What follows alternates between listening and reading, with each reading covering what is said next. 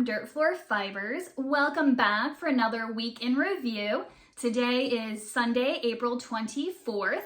And if you've been following, you know that doesn't sound like it's the right date. I should have done one last Sunday, but between filling out taxes and having a couple of rainstorms here, I just didn't have enough light or enough time to actually do filming.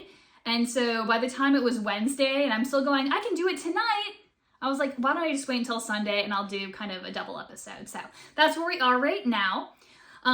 Lots of kind of progress and new things. It happened in the last couple of weeks. First, a personal check-in. The chickens, they're all still alive, which is super exciting. They got to go outside for the first time today. I actually decided it'd be easier to clean their brooder outside rather than making a mess in the mudroom. So I took the small animal gate that I was using on top of their brooder to keep them in. Took that outside, set it up as a pen in the yard, and then let them kind of walk around in the pen while I was cleaning out their brooder. I did keep a really close eye. Every time a shadow flew overhead, I was like throwing myself over the pen. I'm like, no, these are my chickens. But I didn't have any problems with hawks or anything else. So fingers crossed that continues to go well in that way. I am thinking I'm gonna have to get my coop finished up in the next couple of weekends. The birds are growing pretty fast. They're starting to feather out. And so even if I don't have the run all the way fenced in the yard, they're still too young to go be out there by themselves anyway. But I think they would like to have the entire coop, which is gonna be my old shed out back, to kind of hang out in. They are starting to fly a little bit, and so I feel like they're gonna be really cramped inside of that rubber tote that's their brooder. And so my goal is the next couple of weekends to be able to have a coop in my shed set up so that they can have a little bit more room. But I'll update you more on that if I actually make some progress on cleaning that out. Let's see, lots of stuff on business end. So one of the places where I get my yarn bases for dyeing, they've been back ordered in like everything. So for example, I can't even remember now, it's been so long, like a year and a half. They used to have a lace weight base that I really, really loved. It was a lace single merino, absolutely gorgeous, loved it, ordered some, and then all of a sudden went out of stock. And so I put in an order and they said, as soon as it gets back in stock, we'll send it to you. Well, it had been a year and it had never come back into stock. So I eventually emailed them, was like, hey, can I just get my money back? And they refunded it. And now just found out, was it last week before, that they're shutting down business, at least for right now, because so many of their bases, they're having trouble keeping in stock. I think they get them from Italy, if I'm not mistaken. They might get them from multiple places, but I know that's one of the places. And they just haven't been able to keep their yarn bases in stock the way they want to.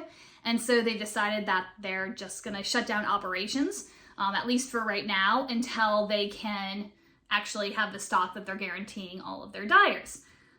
But that's where I get my BFL sock yarn from. So I've been kind of scrambling the last couple of weeks to find somebody else who also does a undyed BFL sock yarn. Have not had any success yet. So as of right now, if there's any colors that you see that you like on the BFL sock yarn, grab it while you can, because that's all there's gonna be, at least for a little while. It is kind of a nice push though, because I am kind of deciding that I think I'm gonna go more in the direction of my hand spun yarn and kind of concentrate on that a little bit more. I think that especially is gonna be a little bit more popular and easier to get into like the fiber festivals and whatnot. So it kind of is a push for me to develop that side of the business a little bit more. However, I'm really hoping that my other bases with my other suppliers do stay in stock, because one of my big goals that I have for this summer is to start writing some knitting and crochet patterns. And I would really like to work with my own dyed bases in order to create those. So fingers crossed. But on the good side of that, I also found out last week that I got accepted as a vendor to the Fall Fiber Festival at the Montpelier Sheep and Dog Trials. So that is really, really exciting. I wasn't sure that I was gonna get in, and I actually got a space under one of their large tents. They have some vendors that set up in their own 10 by 10 tents or 10 by 20, whatever kind of space you buy. And then they also have some really big tents that have a bunch of vendors under one spot. And I'm really, really glad I got underneath their tent, because the tent that I have, and tents in general, just take up so much room in the back of your car that one of the struggles I had with the Fredericksburg craft fair was the fact that by the time I got my displays in the car, I had no room for stock. And so that's a festival that I want to make sure I have plenty of stock for, even if I have to keep half my stock at home and bring it like Saturday night to replenish to make it through both days with the full booth. But I'll talk more about displays in a minute because I've got a couple of things coming up regarding that. But I'm super excited to be able to go to that festival. That's on October 1st and 2nd. And then a little bit sooner, I do have a trunk show coming up at Dances with Wool in Midlothian, Virginia, and that's on June 18th. So once I get past my first couple of markets, I'll be concentrating on preparing for those two events. So that'll be really exciting. But like I said, I've got some markets before then. The Irvington Farmers Markets start back up on May 7th. So I have one more weekend after this current weekend to be able to get everything set up and ready for that. On the plus side, I do have enough stuff in stock right now left over from the Fredericksburg market or fair that I could just take what I already have and set out and have a full table. There are a few other things I still want to do for that, but I could go tomorrow and be all set. So that makes me feel really calm and comfortable. I'm not in a panic about that one because it's coming up very quickly. However, that weekend itself is going to be super busy. The school where I work also has their annual auction that same night. So I'm going to have to do the Irvington Farmers Market, throw everything in the car, run home, unpack the car, get changed, hopefully I can shower, then get changed into my party clothes, and then run back to school to make sure everything is set up for the auction, go to the auction, and then that'll be a late night, but that should be a lot of fun. It's great every year. But then that's also the same weekend as the Maryland Sheep and Wool Festival. Now I was already sad because there was a fiber festival yesterday at the Frederick County Fairgrounds up in Maryland, but I also had to work last night. And it is about a 3-hour drive for me to get up to Maryland, at least where these festivals are.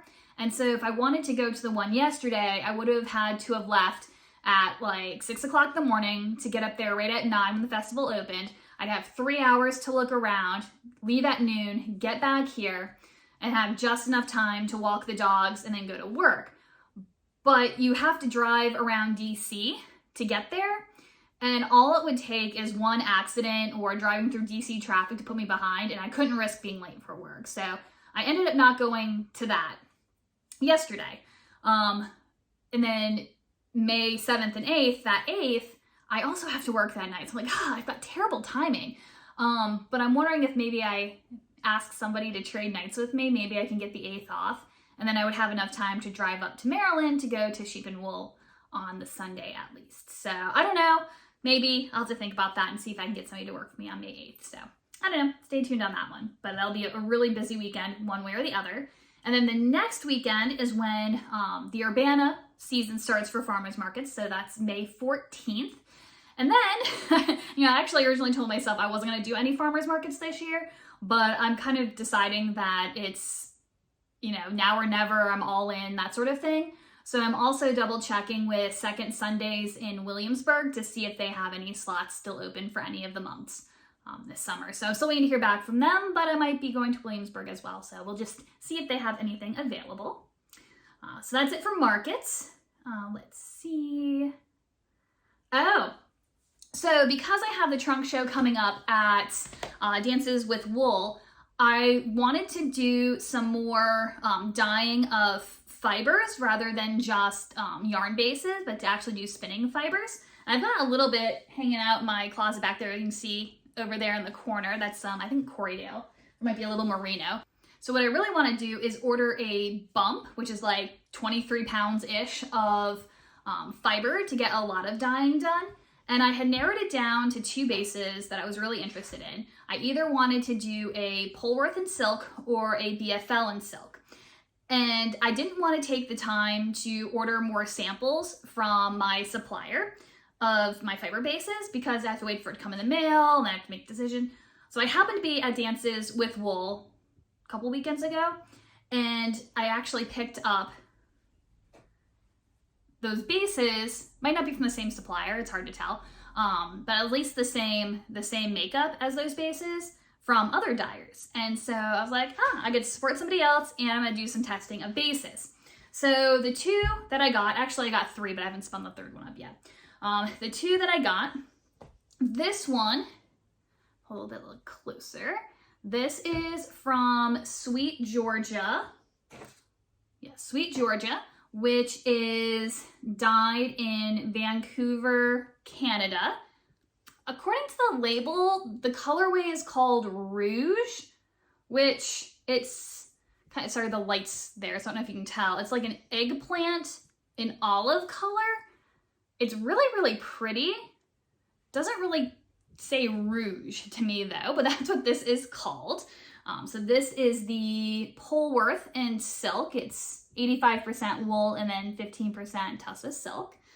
And then the other one that I grabbed was from Kim Dye's Yarn. And actually the first time my mom saw that company online, because they hand dye out of Virginia, she was like, oh, is that your business? And I'm like, I wish it was my business. But yeah, Kim Dye's Yarn did this one. This is the BFL in silk colorway Mosaic. And I didn't do anything special when I was preparing and spinning these yarns, just because it was more the fiber base I was testing. I didn't really care so much about the color. I just wanted to see what they felt like. But it's kind of interesting. This one, I just spun kind of end to end without paying attention. And then when I went back and plied it, the colors actually lined up in a lot of places. There were a few stripes where it's barber pulled, but for the most part, this is gonna be like a long, random self-striping sort of deal, which I think is gonna be cool when I actually get it knit or woven up. But I still am having a tough time deciding what base I like better. Do you guys have any opinions? You know, I automatically thought that the Polworth in silk was gonna be my favorite, simply because Polworth is a cross of Merino and Lincoln. So the idea was that I would still have a really fine feel to it like the Merino, but with a slightly longer staple length, so it'd be a little bit tougher. And it is really, really soft. Like it's definitely next to skin. It's gorgeous. But the BFL in silk, I think, might be even softer. I mean, they're both really nice. I don't know. Oh, it's driving me crazy. Now, in terms of how they spun up, the Kim Dye's Yarn one was a little bit lighter and fluffier. It wasn't, you know, a lot of times when you hand dye fibers, they get very compacted. I mean, you can see, here's the other braid I bought of Sweet Georgia. This is a superwash BFL. And you can see, I don't know if I can pull out an end.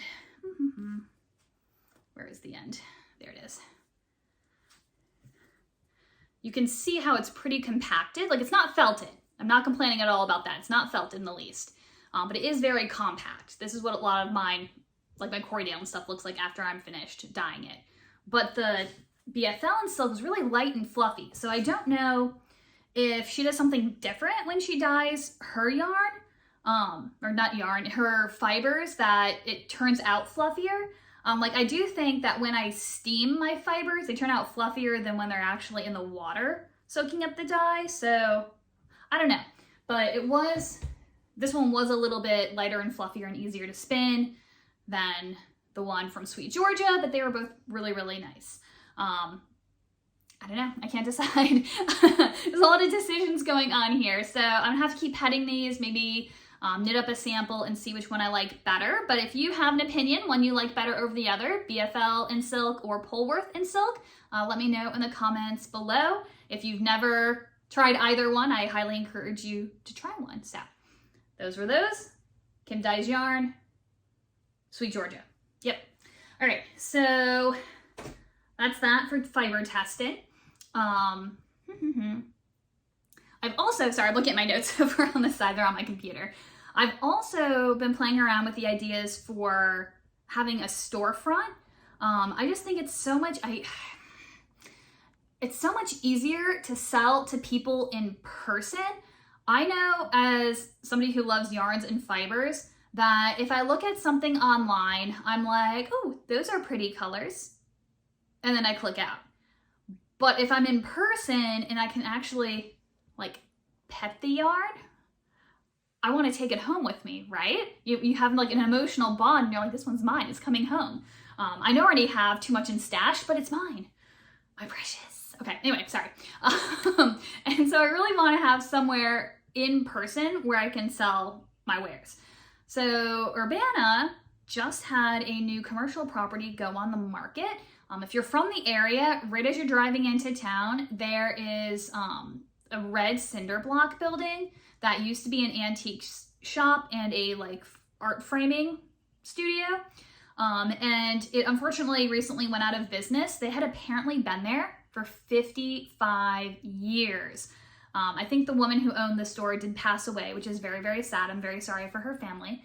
But the building, oh my gosh, it's so cute. Wonderful location.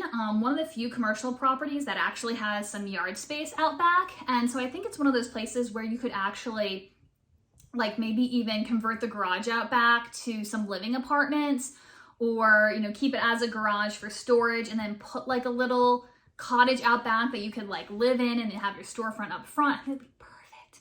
The only problem is that it is, I don't see it's super run down. The outside of the building has been kept up really, really nicely. It looks gorgeous from the outside. The inside though is, you can definitely tell, okay, so this is very Urbanna. It was built in 1929, but it's been added onto over time. And you can see how everything's been kind of pieced together. But when you actually get in there and look, you can tell like nothing's insulated.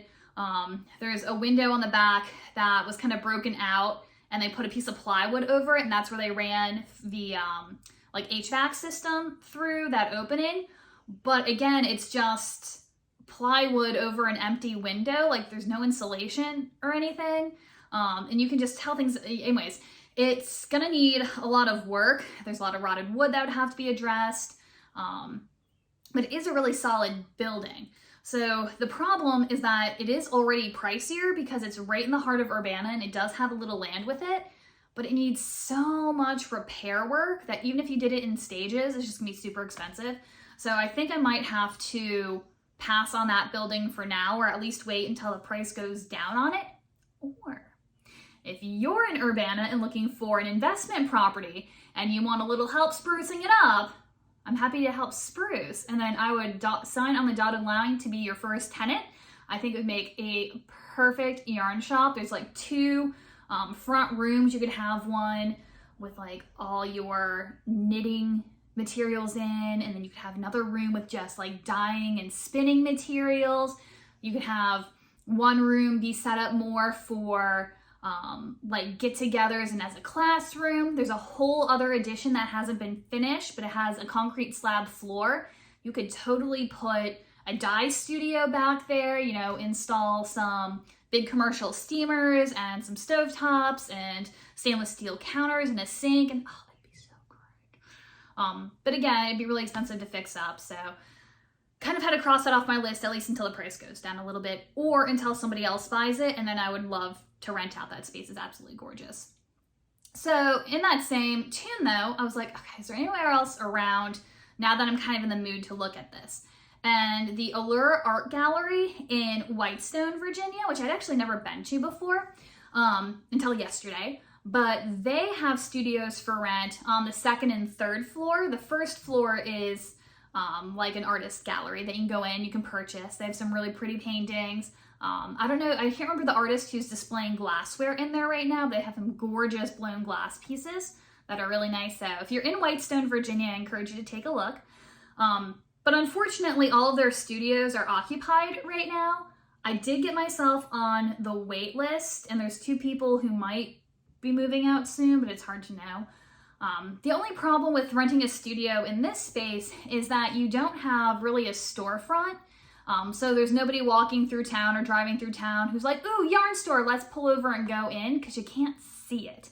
And you would have to do kind of, classes by appointment, or saying, Saturdays, I'm going to be there from this time to this time. Send me a text if you're here and I can come down and let you into my studio. So it's not necessarily ideal, but I really do want a neutral space where I can keep stock out, a place where I can, have classes and things like that. That doesn't have to be in my house or somebody else's house. But I don't know, I'm just kind of keeping my eyes out. So if anybody else has any idea and you're in the area, I'd love to hear your ideas. So as I'm thinking about storefronts, I'm also thinking about display pieces. So I said it earlier today, and I said it in my Fredericksburg craft fair video that I put up a couple weeks ago, that one of the biggest problems I had with that show was transporting my display. Now, I absolutely love my tables with the rustic kind of wooden crate look going on, but the wooden crates don't collapse. And so in order to get them in the car, I think I have me up here right now, but you have to put one like a box, stand one up inside, and then you can put another one over the top, so there's 3 in this compact area, but it still takes up so much room in the car, and you can't transport any yarn in it anyway. So I don't know what I'm gonna do about that. So I've been looking at like collapsible displays, and I do like the idea of the wood ones. I do have my wood folding rack. It's gonna make everything shake, but over in that corner, you can see this. It's using the ends to some IKEA shelves that you can build, and I stained them and hooked them together using hinges. And I do like those, but they're not very sturdy. And I've tried like putting some shelves through it to make it sturdier, but they're still not super sturdy.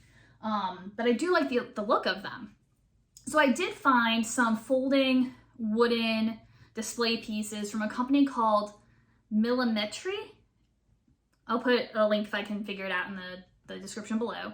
But I believe they're a small business based out of Poland, and they do have a pretty long kind of lead time. I think it's 8 to 10 weeks when you order something, so it must be all made to order as well, or pretty close to that. But everything is collapsible, so it gets put together with like wing nuts and steel pins and things like that. So it comes apart and goes together really quickly. And they also come with carrying cases so that it's easier to carry things in and out of shows, transport in your car, it's not gonna get ruined. They also have, I don't know if this is an oxymoron, but they're kind of a rustic, high-end sort of look. So it has that kind of cottage chic element to it, but it's polished. I don't know, I really like it. The only problem is that it's super expensive. Oh my gosh, these are so expensive. I don't think they're overpriced. I mean, wood is really expensive right now, and figuring they ship out of Poland, it's gonna be pricey. So I kind of put it out of my mind. I'm like, I can't spend that much money on display pieces. I mean, how much yarn do I have to sell to pay back my money for those? It's not worth it. So I was looking at other booth spaces. And again, nobody has a, here's how I set up for my Fiber Festival video. So if someone out there does Fiber Festivals, could you create a video for me, please? Thank you, I appreciate it. But I was looking at pictures anyway. And a lot of people do the grid walls. And they look fine. Like, I was looking at them and none of them, I mean, they don't look bad. The grids just kind of fade away and you just see all the yarn. But it's not the look and the feeling that I was going for, especially if I'm not at a Fiber Festival, if I'm at like one of the Fredericksburg craft festivals, or I'm at one of my farmers markets, I might be selling other things besides yarn. And I don't really like the look of the grid walls. They're a lot less expensive though. But one of my big worries is if I get the grid walls, they'll work. But I'm worried that if I don't like them, I'm gonna end up getting the wooden display pieces anyway. And then I'll have spent the expensive money for the wood pieces, but But now I've also got all these grid walls. What am I gonna do with those? I could maybe start with just 1 or 2 of the expensive display pieces and then keep like one of my tables with slightly fewer of the wooden crates on it. And then if I like the expensive ones, over time slowly buy a couple more pieces until my entire booth is from that one brand. They've been in business for a while, so I'm not really concerned about them going out of business. Although the one piece I really wanted, it's like a double piece where on one side it has like shelves and the other side has like a hanging rack with some other shelves underneath it. But the cool part was that it had a pegboard on one side. And so you could put that at like the front of your booth and then they can walk around the back side. There'd be room for more display. But whatever reason today when I went on the website, that one wasn't an option anymore. Like they still had the double unit with the hanging side and the shelves, but they didn't have the option with the pegboard. They had the shelves and the pegboard, or the double unit with no pegboard. So I don't know, I'm gonna email them and see, because I really wanted that one, but I can't decide. So if you do craft fairs, how do you decide what kind of display you put up? Let me know in the comments, because I'm looking for some advice here, people. Also, lots of things on the business side this week, so sorry. Also working on pricing out my hand spun yarn. I had left my old labels on the yarn for Fredericksburg. I've been avoiding pricing any of my new stuff because I just haven't decided how I want to do it. So I had kind of made the decision that I was just going to price it by, basically by the weight. Everything was going to be either 100 grams or 50 grams. And I was going to kind of take into account the price of the materials that went into it. And then I would have the materials plus this price for fingering weight, materials plus this price for worsted weight, etc., etc. But then as I was thinking about it, and somebody else made a comment in a blog somewhere else, that wool can absorb a lot of moisture.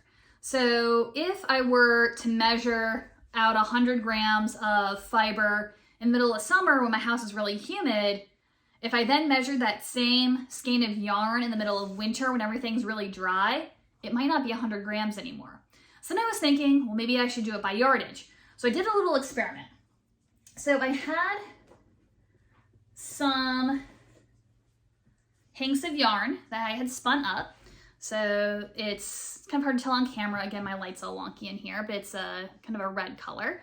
And it's a baby alpaca and merino mix. And I had 4 skeins of this that I had done.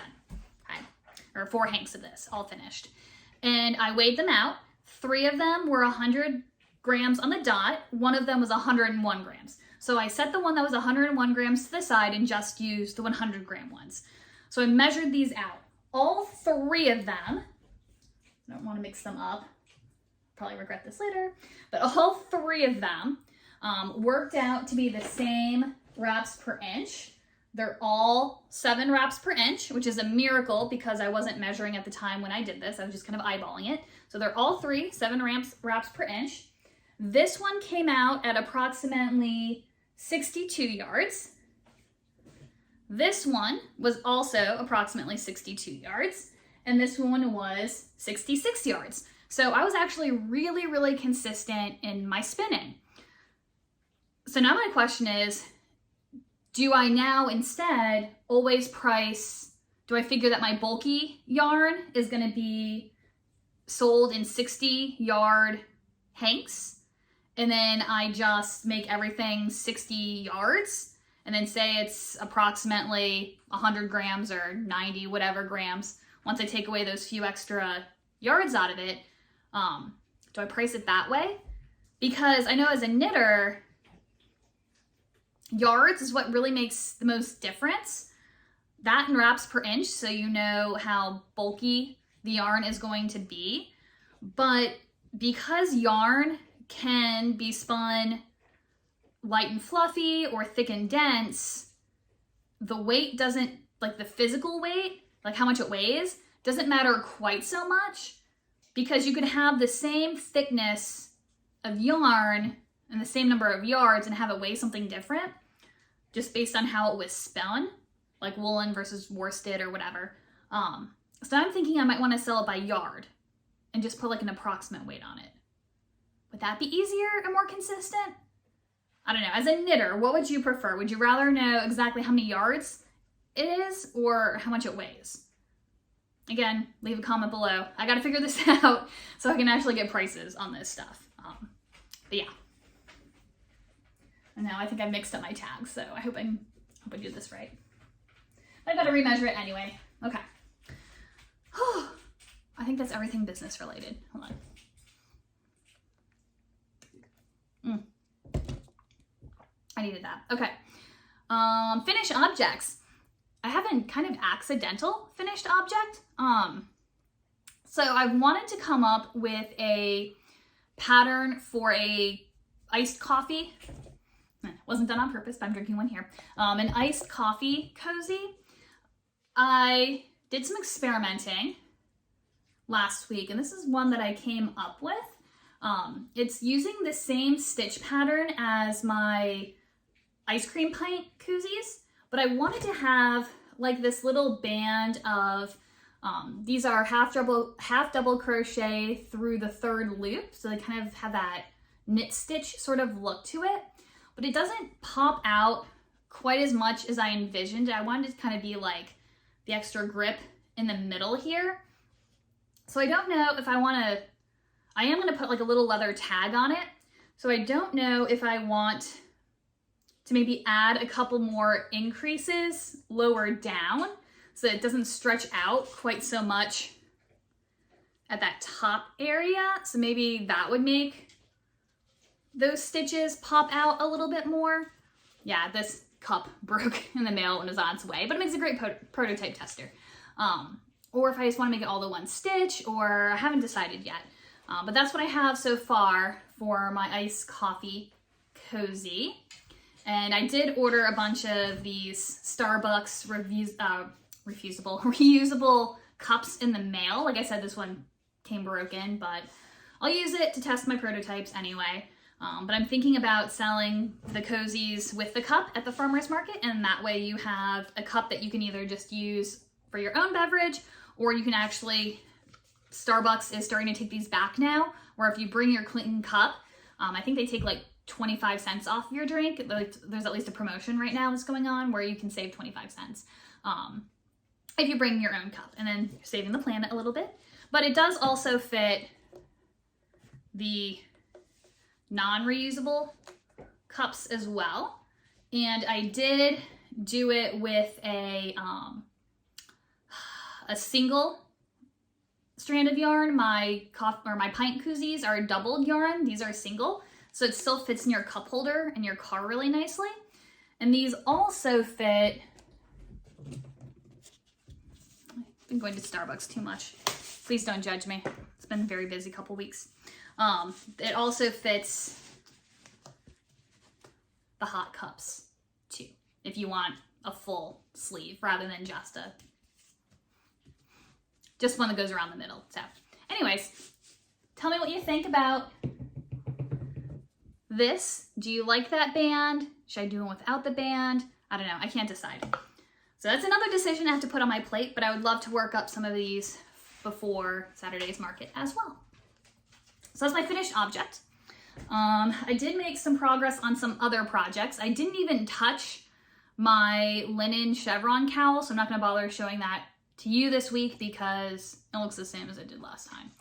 I did spin 2 out of the 3 gradient sets, or gradient skeins, I guess, from my Paradise Fibers Fiber of the Month box that I talked about last time, and then I messed them up. I'm very sad. So this is the, you can find it in my notes. This is the Tea and Crumpets. Again, I wish the sun's coming right in through my window, so it's like in a horrible spot. But this is the Tea and Crumpets. This was Merino, Tencel, Sari Silk, and Stellina. It worked up really easily and nicely, and I said last time that it was hard to tell where the Sari Silk was in it. It's usually a different kind of texture. Once you start spinning though, it's really apparent where the Sari Silk is, because all of a sudden you'll get like a piece of it and a big tuft will pull. So I kept having to go back and kind of tease out the Sari Silk a little bit. But now that it's spun and plied and finished, it blends right in. It's just little pops of purple. Very, very pretty. A little bit of sparkle to it because it has that stellina in it. And then this is the, let me find it in my notes, the Cherry Blossom Merino and Viscose Tweed Neps. This one's a little bit trickier. The little neps that are in here, I don't know if you can see. Again, I'm so sorry about the lighting there. They were hard to get to stick to the single, so I had to keep like poking them back in. So I wouldn't recommend using this particular one, the Cherry Blossom, as a single. It really does need to be plied to get those tweed neps to stay in place. But now that's been plied and finished, they're in there and they're really nice. Both are next to skin soft. The one with the tweed bits, it's a little bit coarser, but I still wouldn't hesitate to turn this into something you'd wear, you know, as a hat or a mitts or a scarf. It is really pretty. But I was so stupid. I was tired and I was in a rush, and all my stuff says, and everything says, hand wash cold, lay flat to dry, wash with light colors, right? That's how you do it, especially if it's the first time you soak something. Well, I had all 4 of these finished at the same time. And so I was like, I'm just gonna chuck them all in the sink together. I've never had problems, even if things have bled before, it hasn't stuck to another skein, so I'm just gonna chance it and toss them all in. So hot tap water into the sink, put them all into soak. There was a little bit of yellow, kind of a gold, deep gold color coming off of one of these in the middle. I don't know which one. But I was like, it's yellow, it's gonna be fine. I think what the problem was is I forgot about it. Like literally the next morning, got up and went, what in the world is in my kitchen sink? And went, oh, it's yarn. So I took the dogs out and then went somewhere else, came home, was like, oh, my yarn's still in the sink. And so that means the water cooled down. It dyed this one yellow because it was the white merino with the purple neps. Now it's yellow, but it's not a consistent yellow. It has like splotches of yellow in it. I'm really upset. It's all my fault. No fault of the dye jobs for the other ones. I shouldn't have washed them together. And it probably would have been fine if I had taken them out when the water was still warm and rinsed it, but I think it's because it cooled down that it stuck. So I might try washing it in hot water or soaking it in hot water again to see if the yellow comes back out of it, and then I'll take it out before it sticks back in. I don't think that's gonna work though. However, I could over dye it, or I could just suck it up and deal with it, because even with the, you can see how it's like more yellow here. That's not the sun. That's actually the skein of yarn, where it's more purple up here. It's a big difference. But this one still has kind of a yellow cast to it too. So I think when they're knit up into something, nobody would know that I messed it up. I know that I messed it up. I think the end product's gonna look fine, so maybe I won't over dye it. I don't know, I haven't decided yet, but the yarn itself is nice. I still have to do the third one, which is the mix of the two together, and then I'll knit it up, but so mad at myself for soaking it all together. This is why you're not supposed to take shortcuts. I usually don't. This time I did, and it bit me in the backside. So those are those. Then I did get a bit of this one done. This is where I left off last time, so I've knit all of that in the last couple weeks. And so I am ready to start joining in the next color. I really wish I had weighed out how much of this I had left when I was doing the fade down here.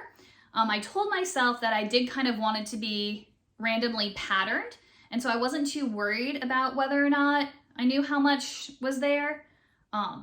But now I kind of wish I had the option of knowing if it's the same or not. But that's how much is of the dark pink section. And then I'm gonna add in a gold section next. So hopefully I'll have more to show you next time. Let's see, what else did I do? I also worked on the heel flap for my stockings. I had just divided for the heel flap last week, and you can see I've gotten that much done on it. I was like 1 or 2 nights at work, and so I'm almost to the point, I think I have a little bit left, until I can start the shaping for the heel cup, and then I'll be able to actually pick up for my gussets. So that made some progress. And then of course, because I don't have enough whips, I started another one. This is the Coffee Hour Fingerless Mitts by Tiff, Kneeland. It's a paid pattern on Ravelry. And I used my flock base, which is my Aran/worsted merino and baby alpaca blend. It works up super fast on 4mm needles. At this point, I'm ready for the thumb gusset shaping, so that's where I had paused in that. I really love how the yarn is working up at this gauge in this particular project. So the yarn is soft, but it's not like a fluffy soft, it's like a really smooth soft. And it has, because of the alpaca in it, it has a little bit of a halo to it. It's just really, really nice. This particular colorway is one of my happenstance. Ken, I'm so sorry about the light. I'm gonna have to find a better filming position. This is one of my happenstance colorways. My happenstance colors are ones that I made kind of by accident. They're ones that either the colorway is unrepeatable for some reason, whether it was an experiment or I changed something and forgot to write it down, or I was dyeing one of my regular colors, but for whatever reason, it just came together a little bit too far off the normal color. So this is basically a dark gray, and I don't know if you can see it. It has like, try to see if I can take a picture of it, little tiny flecks of color in it, but I unfortunately forgot to write down how much black I used to get this gray color, so I only have one skein of it. But it does have this really nice, you can see it, it's a very simple seed stitch-ish sort of texture down here at the bottom. It's not quite a seed stitch, but it is a really nice texture. And then it has a very simple lace pattern on the top of the hand. So they are turning out really great so far. I'm really happy with these. I am making the size large. There are 3 sizes in the pattern. I think my hand actually measures out to need either the small or the medium. I didn't have my tape measure at the time, but I figured if I made the large one, it would let me check to make sure you could actually make one full set from one ball of yarn.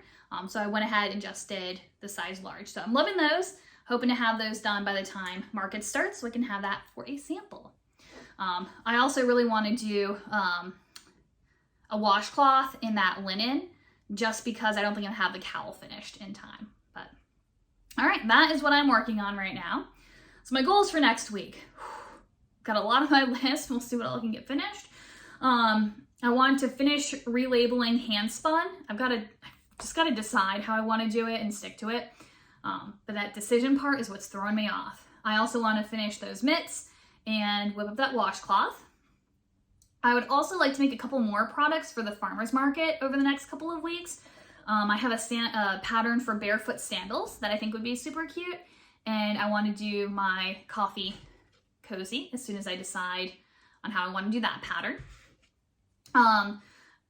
I am, however, kind of telling myself that because I am doing so many farmers markets throughout the summer and in different locations, it's not the end of the world if I don't get all the products that I want to have together by the beginning of May, simply because if I'm adding more products at each market, that gives something new for people to check out week after week. So I would love to not have just a stale booth where there's nothing ever new, but I would like to be able to add more products. So that's not the end of the world if I don't get everything made that I want to get made. I also next week want to practice doing a 1 table setup for the farmer's market, either just my 6-foot table or my 8-foot table. It'll just make it a little bit easier to fit it in the car along with my tent. I'll be able to set it up a lot faster, tear it down faster, especially since next weekend is when I have, not next weekend, first weekend of the farmer's market is when I also have the auction, so I'm gonna have to be moving pretty fast to get that all finished. So I want to do a table setup to practice for that. And then I also want to make a final decision about those displays. Do I want to go with the fancy wooden ones? Do I want to go with the grid wall ones? And I want to place an order so I can get those. And then that way I can work on setups using those for the farmers markets. And then that way I can practice and have those all in place by the time I hit the Fiber Festival in October. That's going to be here before we know it. All right. Well, I think that's everything that's happened to me in the last couple of weeks. Leave me some comments below. How are your chickens doing? What kind of base do you want to use? Polworth or BFL? I can't remember other questions I asked you in here, but go ahead and leave me some comments below. I would love to get a discussion going. So thanks for joining in, and I'll see you next Sunday. Bye.